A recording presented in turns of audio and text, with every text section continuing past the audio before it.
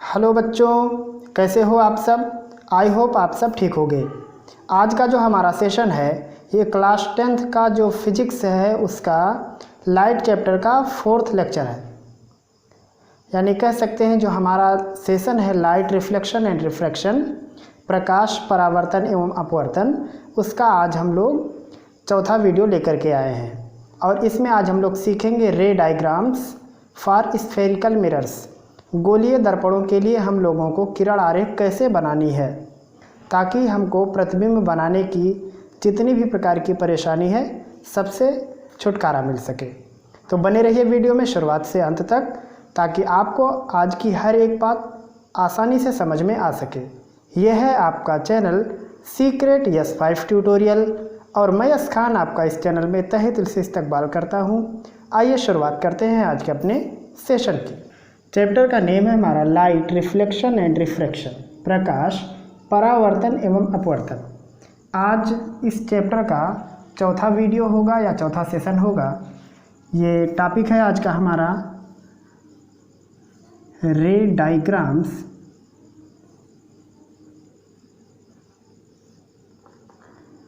For spherical mirror. गोलीय दर्पणों के लिए हम लोग किरण आरेख कैसे बनाएंगे, क्योंकि इन्हीं किरण आरेख के ज़रिए हम लोगों को प्रतिबिंब बनाना रहता है। तो प्रतिबिंब कैसे बनाना है ये हम अगले सेशन में आपको बताएंगे। आज के इस सेशन में हम लोग केवल सीखेंगे कि किरण आरेख कैसे खींचना है, कितनी प्रकार की आरेख हम लोग खींच सकते हैं जिससे कि इमेज हमारा आसानी से बन सके। तो यहाँ अगर बात करें हम लोग स्फेरिकल मिरर की तो इसके बारे में हम लोग पहले से जानते हैं। दो टाइप के होते हैं ये लोग। एक है हमारा कन्वेक्स मिरर उत्तल दर्पण और एक है कनकेव मिरर अवतल दर्पण। इन दोनों को हम लोग पहले से जानते हैं और हमने इसमें आपको बताया है रिफ्लेक्शन वाले वीडियो में कि किस प्रकार से रिफ्लेक्शन करते हैं स्फेरिकल मिरर। अगर आप अभी तक वो सब वीडियो नहीं देखे हो तो एक बार प्लेलिस्ट में आप जाओ, सीरियल वाइज देख सकते हो। खैर यहाँ पे बात हो रही है किरण आरेख की और वो भी गोलीय दर्पणों के लिए। तो यहाँ सबसे पहले हम दोनों गोलीय दर्पण बना देते हैं। एक ये है अवतल दर्पण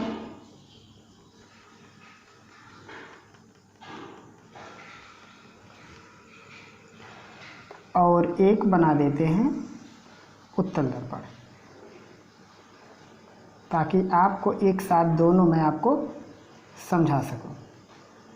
वीडियो में बने रहिएगा लास्ट तक ताकि सब कुछ समझ में आ सके। यह है इसकी प्रिंसिपल एक्सिस मुख्य अक्ष और यह है इस दर्पण की प्रिंसिपल एक्सिस। यह है अवतल दर्पण, ये उसका मुख्य अक्ष, ये उत्तल दर्पण, ये इसका मुख्य अक्ष और यहाँ पे है पोल जिसको हम लोग कहते हैं ध्रुव। और ये मान लेते हैं हम लोग इसका वक्रता केंद्र, सेंटर ऑफ कर्वेचर, और ये इसकी फोकस, और इसका इस साइड में होगा फोकस और सेंटर ऑफ कर्वेचर। ये दोनों इधर मान लिया जाता है। अब हमको कितने प्रकार के लाइन खींचने होंगे इमेज बनाने के लिए, नंबर 1। और ये बात याद रखिए कि यहाँ पे जो आप दर्पण देख रहे हो ये दोनों दर्पण छोटे द्वारक के हैं। अगर नहीं आपके किताब में लिखा तब भी ये बात जाने रहिए, आपको हाई स्कूल में या 10th में जो दर्पण पढ़ने हैं वो छोटे द्वारक के ही हैं। तो यहाँ पे जो भी रूल बताए जा रहे हैं वो सब केवल छोटे द्वारक के लिए ही हैं। छोटे द्वारक के लिए, अगर दर्पण का द्वारक छोटा है तभी ये सारे रूल लगेंगे। तो पहला रूल है लाइन खींचने का, किरण आरेख खींचने का, कि अगर प्रिंसिपल एक्सिस के पैरेलल हम कोई लाइन खींचते हैं तो वो रिफ्लेक्ट होके, परावर्तित होके फोकस से सीधी चली जाती है। हिंदी में लिख सकते हैं इसको, हिंदी में लिख सकते हैं कि मुख्य अक्ष के समांतर। आप इसको अपने उसमें लिख लीजिए कॉपी में, मुख्य अक्ष के समांतर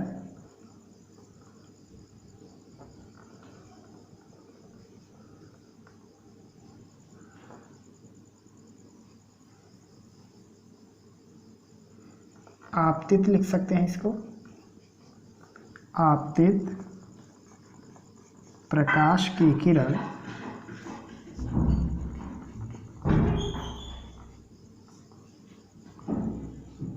परावर्तित होकर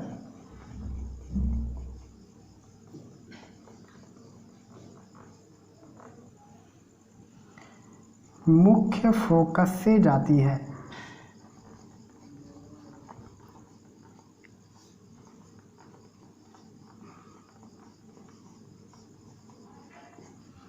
यह है पहला नियम। मुख्य अक्ष के समांतर जो किरण आपतित होती है वह जब परावर्तित होती है तो फोकस से जाती है। इसका क्या मतलब है? इसका मतलब ये है कि यह हमारा प्रिंसिपल एक्सिस है। अगर इस प्रिंसिपल एक्सिस के पैरेलल कोई भी लाइट की रे आएगी तो जब वो रिफ्लेक्ट होगी तो रिफ्लेक्ट होके कहाँ से जाएगी? फोकस से। इस प्रकार से ये यहाँ पे रे का डायग्राम होगा। अब यहाँ पे बात करते हैं, ये हमारा उत्तल दर्पण अगर इस पर बनाएंगे तो ये मुख्य अक्ष के समांतर आने वाली लाइन हुई। जब ये रिफ्लेक्ट होगी तो अब ये फोकस से नहीं जाएगी बल्कि फोकस से आती हुई दिखेगी वापस जाने पर। ये कुछ ऐसा दिखेगी। रीजन क्या है, मैं रीजन आपको बता देता हूँ। क्योंकि जब आपतन होता है तो वहाँ पे हमको एक नॉर्मल खींचना रहता है और गोलीय दर्पणों का नॉर्मल उनके सेंटर से पास करता है। तो जितने एंगल पे इंसिडेंट होता है उतने ही एंगल पर रिफ्लेक्शन भी होता है। तो ये दोनों एंगल बराबर होते हैं और फोकस से निकल जाता है। यहाँ भी वही बात होती है। जब यहाँ पे इंसिडेंट होगा तो यहाँ से जब आप सेंटर को मिलाओगे तो ये बन जाएगा अभिलंब। तो जिस एंगल पे आया है उसी एंगल पर अभिलंब के साथ जाएगा भी। मतलब आपतन कोण और परावर्तन कोण बराबर होगा। तो उत्तल दर्पण के लिए इस प्रकार की रे डायग्राम होगी और अवतल दर्पण के लिए इस प्रकार की। मतलब अगर प्रिंसिपल एक्सिस के पैरेलल कोई लाइन हम लोग बनाते हैं लाइट की, तो जब वो मिरर से टकराएगी, रिफ्लेक्ट होगी, तो वो फोकस से ही जाएगी। अवतल दर्पण में फोकस से आती हुई दिखती है और इसमें कन्फर्म फोकस से जाती है। तो इसे आप अपने कॉपी में बनाइए। दूसरा देखिए, इसका ठीक उल्टा। अच्छा, इसमें आप एक और भी देख सकते थे। अगर मान लो ये लाइट नीचे से जाती, बस पैरेलल होनी चाहिए, नीचे से अगर जाती तब भी फोकस से ही पलटती। याद रखिएगा, जब भी पैरेलल जाएगी तो फोकस से ही पलटेगी। दूसरा, इसका ठीक उल्टा कह सकते हो कि अगर फोकस से लाइट जा रही है तो रिफ्लेक्ट होके पैरेलल हो जाएगी। तो इसका उल्टा लिख सकते हैं, फोकस से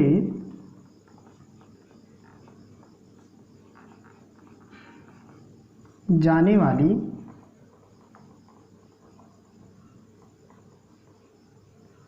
प्रकाश की किरण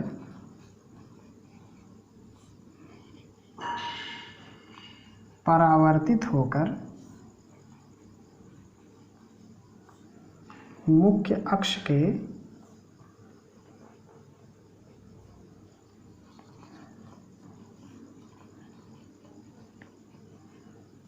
समांतर हो जाती है।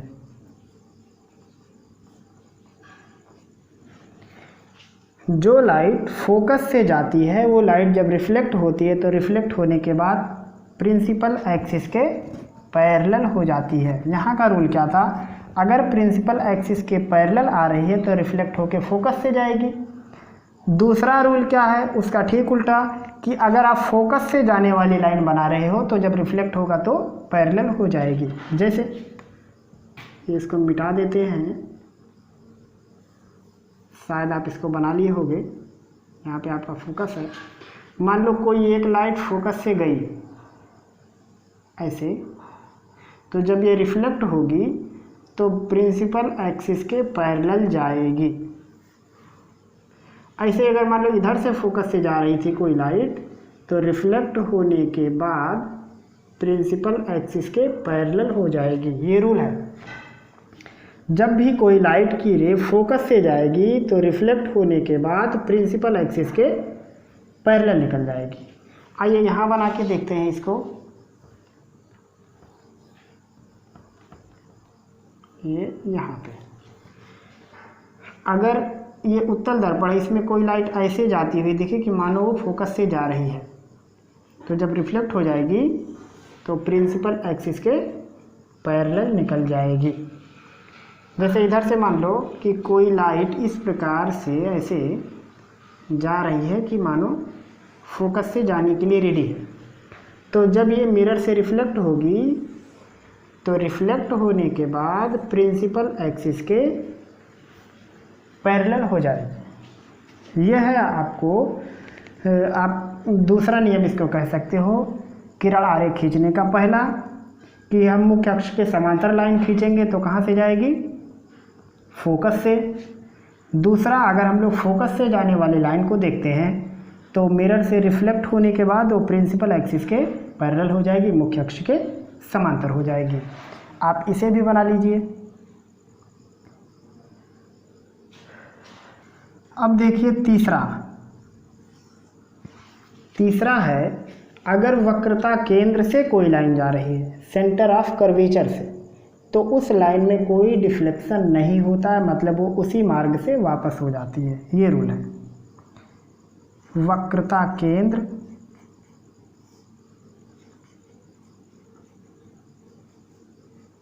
से जाने वाली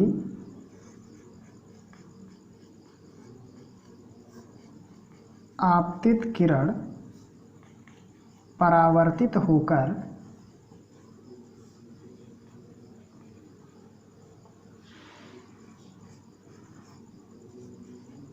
उसी मार्ग से वापस जाती है। वक्रता केंद्र से जाने वाली आपतित किरण मतलब इंसिडेंट रे अगर सेंटर ऑफ कर्वेचर से जा रही है तो रिफ्लेक्ट होके उसी लाइन में वापस चली जाएगी, कोई भी डिफ्लेक्शन नहीं होगा। इसको एक और नाम से जानते हैं हम लोग, इसको कहते हैं नॉर्मल इंसिडेंस, अभिलंबवत आपतन।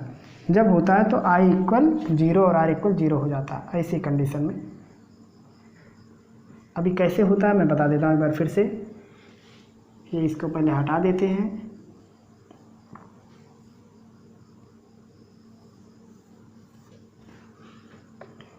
अगर कोई भी लाइट की रे कहीं से सीधी टेढ़ी मेढ़ी कहीं से भी अगर जा रही है सेंटर ऑफ कर्वेचर से, तो जब वो टकराएगी तो टकरा करके उसी मार्ग से वापस भी हो जाएगी। ये बात आप जाने रहिए। मतलब इसके मार्ग में कोई डिफ्लेक्शन नहीं। जैसे अगर कोई एक लाइट हम इस प्रकार से बनाएं कि वो वहाँ जाके टकरा रही हो कहीं से भी, जैसे मान लो ये एक, तो जब ये मिरर से टकराएगी तो उसी मार्ग से वापस आएगी। क्यों ऐसा होता है उसके पीछे रीजन देखो। जब कभी भी लाइट मिरर से टकराती है तो वहाँ पे हमको एक नॉर्मल खींचना होता है, और वो नॉर्मल कहाँ से पास करता है, गोलीय दर्पणों का सेंटर से। तो अब नॉर्मल और इस लाइन के बीच में 0 डिग्री का आपतन कोण है, इंसिडेंस एंगल है। जाते समय भी वही होना चाहिए, मतलब I = R होना चाहिए हरदम। तो अगर 0 डिग्री पर आया है तो 0 डिग्री पर वापस भी चला जाएगा, और जब ऐसा होगा तो लाइन में कोई डिफ्लेक्शन नहीं होगा। ऐसे इसमें भी है। अगर कोई लाइन ऐसी जाती हुई दिखे कि वो कहाँ से जा रही थी, सेंटर ऑफ कर्वेचर से, तो जिस रूट से आएगी उसी रूट से वापस चली जाएगी। कोई भी लाइन हो, चाहे नीचे से बनाओ ऊपर से बनाओ कहीं से भी। जैसे मान लो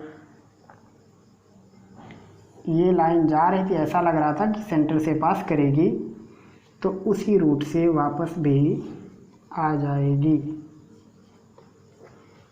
यह है तीसरा नियम। पहला नियम क्या था, प्रिंसिपल एक्सिस के पैरेलल होगी तो फोकस से मुड़ जाएगी, या इसमें मुड़ती हुई दिखती है।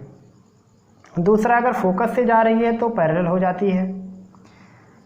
तीसरा है, अगर सेंटर ऑफ कर्वेचर से जा रही है तो उसी मार्ग से वापस हो जाती है, मतलब कोई भी डिफ्लेक्शन नहीं होता है। आइए चौथे की बात करते हैं। मतलब वैसे नियम तो बहुत हैं, लेकिन ये 4 आपके मेन हैं। इन 4 में से आप कोई भी 2 लाइन खींच करके इमेज बना सकते हो। तो चौथा है ध्रुव, जिसको हम लोग पोल कहते हैं।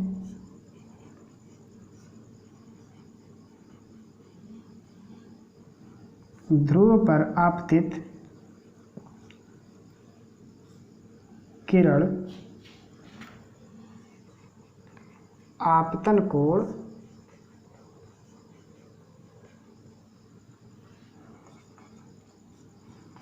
के बराबर, ऐसा लिख दें इसको, ध्रुव पर आपतित किरण, तो अच्छा रहेगा, मुख्य अक्ष, हाँ ये बात ठीक रहेगा, से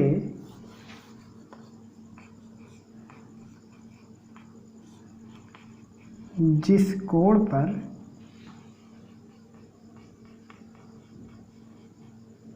आपतित होती है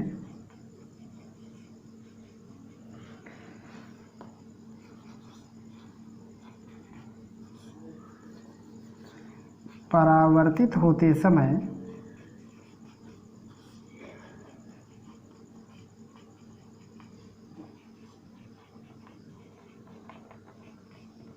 मुख्य अक्ष से उतना ही कोण बनाती है। ये है चौथा, और वेरी वेरी इम्पॉर्टेंट इसको कहो, क्योंकि इसकी ज़रूरत उस समय पड़ जाती है जब बाकी तीनों लाइन से बनाना मुश्किल हो जाता है चित्र, तब इससे बन जाता है बड़ी सिंपल से। क्या है, ध्रुव पर, जिसको हम लोग कहते हैं पोल पर, अगर पोल पर कोई लाइन प्रकाश की आ रही है तो प्रिंसिपल एक्सिस के साथ जिस कोण पर आई थी उतना ही कोण बना के वापस चली जाएगी। जैसे आप इसको बना लिए होंगे शायद,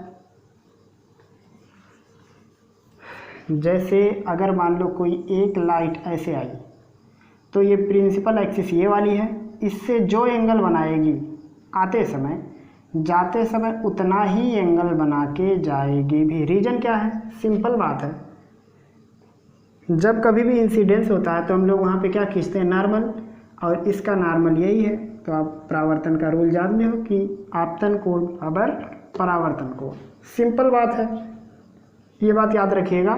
ऐसे मान लो अगर कोई एक लाइट इस तरह से आ रही है ऐसे, तो जिस एंगल पर आई है लाइट उसी एंगल पर जाएगी भी। तो पोल पर जब भी कोई लाइट आती है तो प्रिंसिपल एक्सिस के साथ जितना कोण बना करके आती है, जाते समय उतना कोण बना करके चली भी जाती है। ऐसे यहाँ पे अगर देखा जाए इस उत्तल दर्पण में, तो अगर पोल पर किसी एंगल पर इंसिडेंस होता है तो जिस एंगल पर आया है यहाँ पे प्रिंसिपल एक्सिस के साथ, उसी एंगल पर जाएगा भी प्रिंसिपल एक्सिस के साथ कोण बनाते हुए। ऐसे जैसे मान लो ये लाइट आई, इतना बड़ा कोण बनाया, तो जाते समय भी उतना ही बड़ा कोण प्रिंसिपल एक्सिस के साथ बनाएगा। तो शायद आपको सिंपल में मेरी आज की ये बात समझ में आ गई होगी कि हम लोग किस प्रकार से इन 4 लाइनों का इस्तेमाल करेंगे, बनाएंगे इनको। पहला प्रिंसिपल एक्सिस के पैरेलल, तो फोकस से जाएगी। दूसरा जो फोकस से जाएगी पैरेलल हो जाएगी। तीसरा अगर सेंटर से जाएगी तो कोई डिफ्लेक्शन नहीं होगा। चौथा, अगर पोल पर इंसिडेंस होता है तो प्रिंसिपल एक्सिस के साथ जितने एंगल पर आता है, जाते समय प्रिंसिपल एक्सिस से उतने ही एंगल पर वापस भी हो जाएगा। आप इसको भी उतार लीजिए, फिर हम आपके अभ्यास के लिए 1-2 बार फिर से दोहराते हैं। अब आइए आज की सारी बात हम लोग एक बार फिर से दोहरा लेते हैं जो आज के इस सेशन में हम लोगों ने सीखा है। पहला हम लोगों ने क्या सीखा, प्रिंसिपल एक्सिस के पैरेलल जो लाइन जाती है उसका क्या होता है। जैसे अगर मान लो ये है एक अवतल दर्पण, इस प्रकार से यहाँ पे इसका पोल है, फोकस है और सेंटर है। अगर कोई भी लाइन होगी जो पैरेलल होगी, एक बात जाने रहिए, जो भी लाइन पैरेलल होगी वो सभी लाइन जब रिफ्लेक्ट होंगी तो कहाँ से जाएंगी? फोकस से। जितनी भी लाइन होंगी सब के सब कहाँ से जाएंगी? फोकस से। जाने रहिएगा, प्रिंसिपल एक्सिस के पैरेलल जितनी भी लाइन आती हैं रिफ्लेक्ट होके सब के सब फोकस से ही जाती हैं। ऐसे अगर मान लो नीचे से लाइन बनाते, ये प्रिंसिपल एक्सिस के अगर पैरेलल है तो रिफ्लेक्ट होके कहाँ से जाएगा? फोकस से। और बिल्कुल स्ट्रेट, ऐसा टेढ़ा मेढ़ा नहीं। कोई भी लाइन आप बनाओगे तो सब कहाँ से जाएगा? फोकस से। उत्तल दर्पण में भी देख लो, ये ऐसे फोकस और ये सेंटर, ये पैरेलल लाइन बना लो आप चाहे जितनी, सब रिफ्लेक्ट होके कहाँ से जानी चाहिए? फोकस से। तो अब ये फोकस में तो जा नहीं सकती रीजन, क्योंकि उस तरफ तो पॉलिश लगा है, तो फोकस से जाती हुई ये लोग दिखती हैं कुछ ऐसा। इनको पीछे बढ़ा दिया जाता है इस तरह से। ऐसे ही अगर मान लो नीचे से कोई लाइन जाती पैरेलल, ऐसे कोई भी लाइन, तो ये फोकस से बेचारी जाती हुई दिखती है, इनको पीछे बढ़ा दिया जाता है।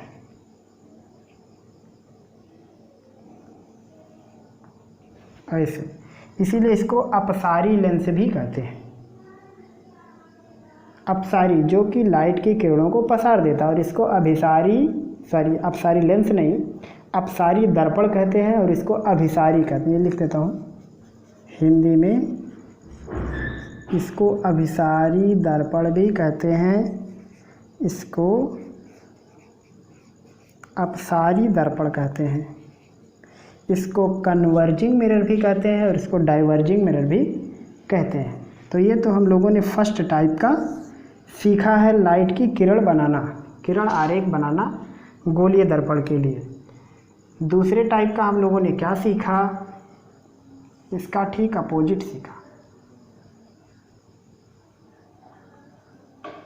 ऐसे इसको बना देता हूँ एक साथ दोनों चीज़, जब इमेज बनाएंगे तो आपको और अच्छे से समझ में आएगा। इसमें क्या सीखे हम लोग कि अगर लाइट की किरण कहाँ से जा रही है? फोकस से। ये एक लाइट गई, ये एक लाइट गई, कितनी भी लाइट जाने दो, जितनी भी लाइट जाएंगी फोकस से उनका हाल क्या होगा? हाल यही होगा, सब प्रिंसिपल एक्सिस के पैरेलल हो जाएंगे। फोकस से जाने वाली सभी लाइन रिफ्लेक्ट होके कहाँ से चली जाती है? प्रिंसिपल एक्सिस के पैरेलल। कोई भी लाइट होगी इधर से जाएगी उधर निकल जाएगी। इसको देखो, पोल, फोकस, सेंटर, यहाँ भी वही हाल है। अगर फोकस से जा रही थी, लेकिन जाएगी तो है नहीं क्योंकि पॉलिश लगा है, थोड़ा बैंड हो गया। कोई भी लाइट जो कि फोकस से जा रही थी, चाहे जितनी लाइट, रिफ्लेक्ट होके मिरर के ये सारी पोल प्रिंसिपल एक्सिस के क्या हो जाएंगी? पैरेलल। रिफ्लेक्ट होंगी प्रिंसिपल एक्सिस के पैरेलल हो जाएंगी, रिफ्लेक्ट होंगी प्रिंसिपल एक्सिस के पैरेलल हो जाएंगी। यही इनकी दास्तान। जैसे मान लो कि कोई लाइन ऐसे लग रहा था कि फोकस से जाएगी, लेकिन जाएगी नहीं, रिफ्लेक्ट होगा तो प्रिंसिपल एक्सिस के पैरेलल हो जाएगी। तो शायद आप ये दोनों बात समझ गए। पहला, अगर प्रिंसिपल एक्सिस के पैरेलल कोई भी लाइट की किरण होगी तो रिफ्लेक्ट होकर फोकस से ही जाएगी। इसमें फोकस से जाती हुई दिखती है, इसमें चली जाती है। यहाँ पे क्या है? अगर फोकस से जा रही है तो प्रिंसिपल एक्सिस के पैरेलल हो जाती है, मुख्य अक्ष के समांतर। इसमें क्या हो रहा है कि अगर फोकस पर जाती हुई दिख रही है तो प्रिंसिपल एक्सिस के पैरेलल हो जाती है। अब हम लोग तीसरा कंडीशन लेते हैं, वो कौन सा? वक्रता केंद्र वाला। उसके बाद जल्दी जल्दी आज का सेशन बंद।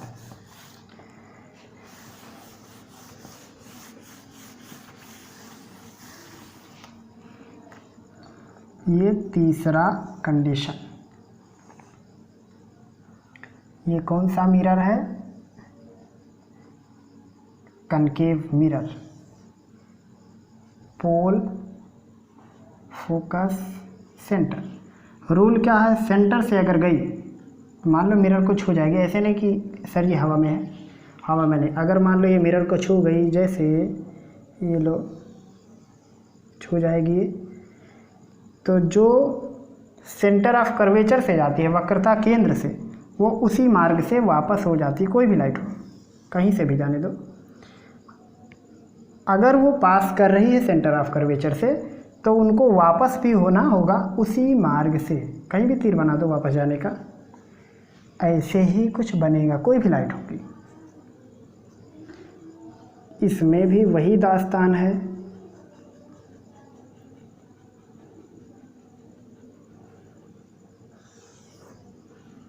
पोल, इसका फोकस इस तरफ, इसका सेंटर इस तरफ। क्या होगा इसमें? वही चीज़, अगर सेंटर से जाती हुई दिख रही है तो इनका हिसाब किताब क्या होगा? जिस मार्ग से आएंगी उसी मार्ग से, कोई भी लाइट अगर सेंटर से जाती हुई दिख रही थी तो उसके मार्ग में डिफ्लेक्शन नहीं होगा। ये तीसरी टाइप की लाइन हो गई। चौथे टाइप की लाइन जो कि हम आपको बता चुके हैं, एक बार फिर से दिखा देते हैं उसको करके, उसके बाद जय हिंद। चौथा,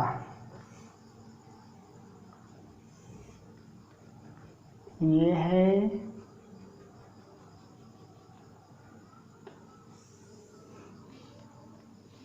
पी, इसका यहाँ फोकस सेंटर।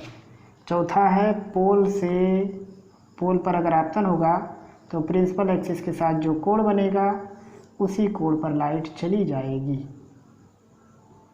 कोई भी, अगर ये छोटा बनेगा तो छोटे एंगल पर जाएगा, मतलब जितने एंगल पर आएगा उतने एंगल पर जाएगा भी।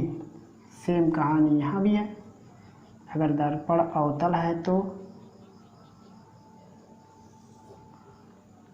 इसका पोल, इस तरफ कहीं फोकस और इस तरफ कहीं सेंटर। क्या होगा? अगर पोल पर इंसिडेंस होता है तो जिस एंगल पर होता है उसी एंगल पर वापस भी लाइट चली जाती है प्रिंसिपल एक्सिस के साथ। तो शायद आज के इस सेशन का मतलब, आज के इस सेशन में हमने आपको जो कुछ भी सिखाया सब कुछ आपको समझ में आ गया होगा। उद्देश्य था हमारा रे डायग्राम्स फॉर स्फेरिकल मिरर आपको सिखाना कि गोलीय दर्पणों पर जो प्रकाश की किरणें आती हैं तो रिफ्लेक्ट होकर के उनका मार्ग किस प्रकार का हो जाता है। हमने 4 प्रकार की लाइट के किरणों के मार्ग को आपको समझाने की कोशिश की है। शायद आप सब कुछ समझ गए होंगे। ये था आज का हमारा session, light reflection and refraction का 4th पार्ट, या कह सकते हैं प्रकाश की परावर्तन और अपवर्तन का चौथा भाग। इसमें आज हम लोगों ने सीखा रे डायग्राम्स फॉर स्फेरिकल मिरर, गोलीय दर्पणों के लिए किरण आरेख किस प्रकार से बनाने हैं, यानी उत्तल दर्पण और अवतल दर्पण पर जो लाइट की किरणें आती हैं रिफ्लेक्ट होकर के उनका मार्ग कैसा होता है। ये जानना ज़रूरी इसलिए था क्योंकि अभी हमको आगे के सेशन में सीखना है कि प्रतिबिंब कैसे बनता है, इमेज कैसे बनता है। तो इमेज बनाने के लिए हमको लाइन बनाना होगा, प्रकाश की किरण बनानी होगी। तो जब हमको उन किरणों का मार्ग बनाने आएगा तभी हम लोग प्रतिबिंब बना सकेंगे। इसलिए हमने उस वीडियो से पहले इसे आपको बताने की ज़रूरत पहले समझी। तो शायद आप आज के इस वीडियो का हर एक बात समझ गए होंगे। उम्मीद है आपको सब कुछ समझ में आ गया होगा।